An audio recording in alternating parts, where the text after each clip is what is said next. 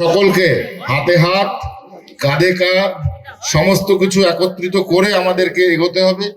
আমাদের এগোনোই আমাদের পশ্চিমবঙ্গের আগামী দিনের বিকাশ। তাই পশ্চিমবঙ্গের বিকাশের জন্য আমরা এই 7টা সিটকে উপহার দেবো, এটাই আমাদের টার্গেট। আর সেই টার্গেটকে সামনে রেখেই আমরা এগোচ্ছি। আমরা চাই ব্যাপক পরিমাণে এবার ভোটে আমরা জয়লাভ করে আমরা আমাদের সরকারকে আগামীতে যে 2026-এ সরকার গঠন হচ্ছে সেই সরকারকে আমরা উপহার দেব, এটাই আমাদের লক্ষ্য। আমরা জানি বর্তমানে বাংলায় যে অবস্থা, সেই অবস্থার যদি পরিবর্তন না হয় তাহলে পশ্চিমবঙ্গ এমন একটা সময় আসতে চলেছে যেখানে আমাদের যতগুলো স্টেট আছে সর্বনিম্ন স্টেটে পরিণত হবে।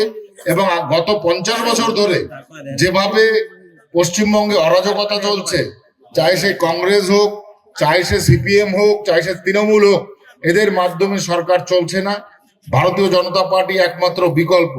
আর যে বিকল্পকে আমরা প্রতিষ্ঠা দিতে চলেছি, সেই প্রতিষ্ঠার মাধ্যমেই আমাদের শিল্প, আমাদের শিক্ষা, আমাদের কর্ম, আমাদের আগামী দিনের স্বাস্থ্য সমস্ত কিছু আমরা বিকাশ লাভ করাবো।